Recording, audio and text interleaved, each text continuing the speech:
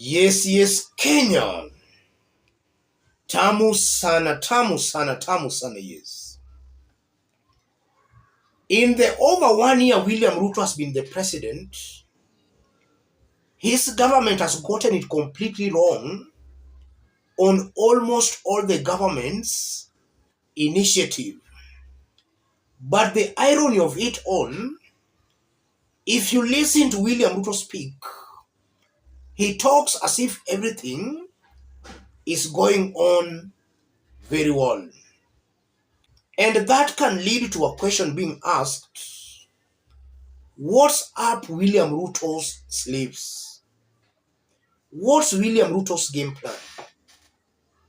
What is it that he knows that Kenyans don't know? Because it's a fact, this is a man clearly failing, but he seems not bothered, not worried at all. About 2 days ago, Mudavadi made some remarks that clearly gives us an insight as to what could be William Ruto's game plan going towards 2027. I want us to listen to Mudavadi, for his sentiments are going to inform the basis of our analysis right now.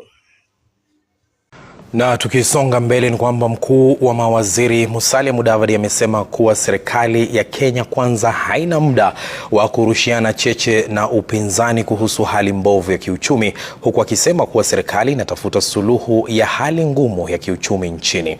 Mudavadi anasema kuwa mambo yatazidi kuwa magumu kwa kipindi cha miaka mitatu ijayo kabla kulainika, akiongeza kuwa ni sharti wa Kenya waunge mkono ubinafsishaji wa mashirika ya umma, huku akisema kuwa hilo litawapunguzia Wakenya mzigo wa kutozwa ushuru.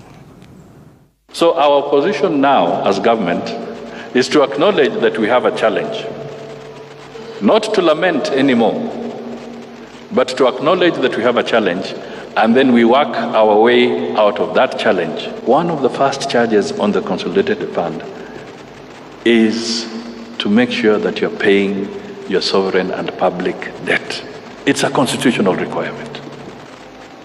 So it will take us a bit of time, because defaulting is not an option. It will take us a bit of time, and that is why in my remarks I said we are likely to see a difficult 2 to 3 years as a nation before we start seeing reprieve. But there is hope. There is hope at the end of the tunnel. If Kenyans don't understand what's up William Ruto's sleeves, William Ruto will still hoodwink and lie to a good section of the population.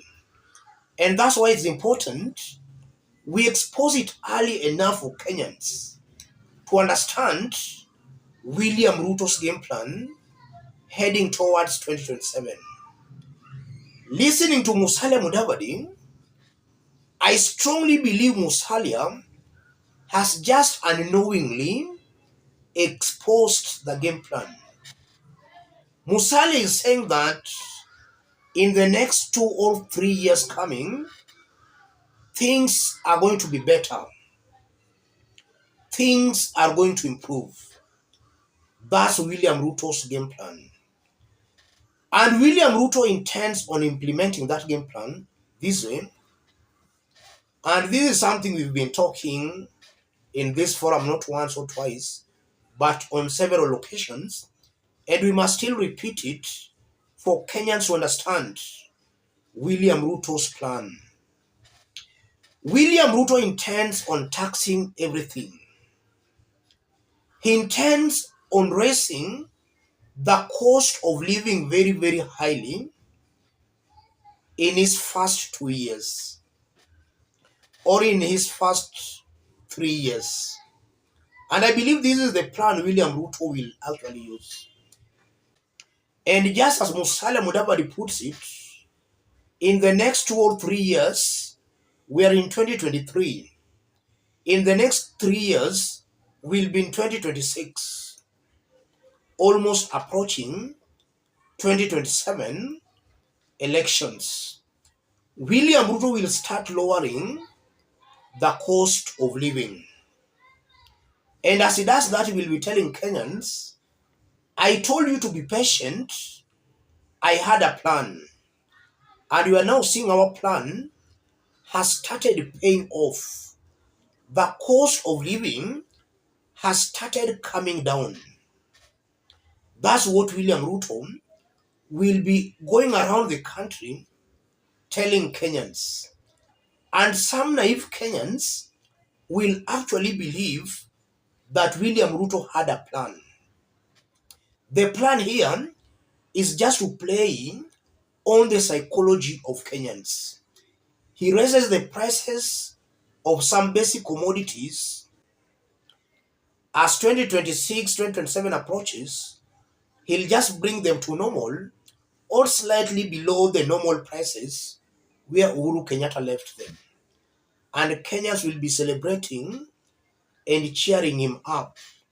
And he will tell Kenyans that if you re-elect me, the economy is going to improve even better than it's actually doing.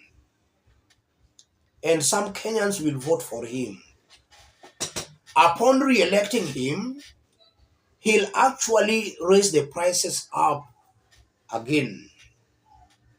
That's the game plan here, ladies and gentlemen.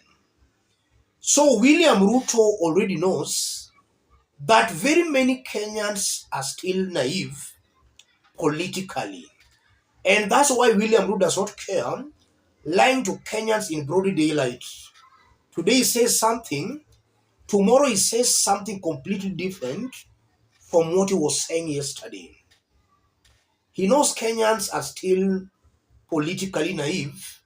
They don't care about the integrity of a leader. So he intends on lowering the prices towards 2027, and Kenyans will be cheering him up, saying he had a plan. What Kenyans should now know and do, they should know that William Ruto has damaged this economy very badly. He has borrowed massively. In fact, in the over 1 year he has been in power, he has borrowed over 4 trillion Kenya shillings. This money is earning interest. And with the free fall of the Kenyan shillings, as time goes by, Kenyans will be forced to dig deeper into their pockets to repay the debts. And I won't be wrong to say William Ruto will even add more taxes.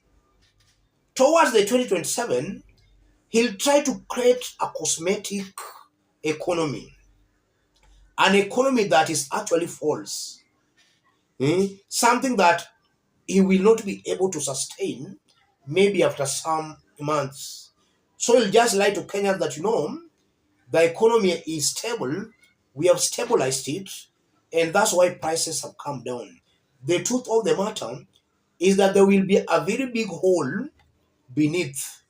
So if he manages to come for his second term, Kenyans will suffer double than actually they were even suffering before he started cheating them that the prices are coming down. That's what Kenyans should know William Ruto will use. So any attempt by William Ruto to use that strategy towards 2025, 2026, Kenyans should know that that's just a strategy, a political strategy being used by William Ruto for a re-election to make Kenyans give him votes. Upon giving him votes, Kenyans will even suffer double than actually they were suffering before the election. Musalia has just exposed that trick William Ruto intends on using. Not that things will improve, but the government will force a cosmetic improvement on the economy just for 2027 re-election. Let me stop it there, ladies and gentlemen. If you are watching us but you have not yet subscribed, subscribe, give this video a like. Any person who may want to support our forum contact me through that number below. Let's meet in our next analysis. Thank you. God bless you. God bless Kenya.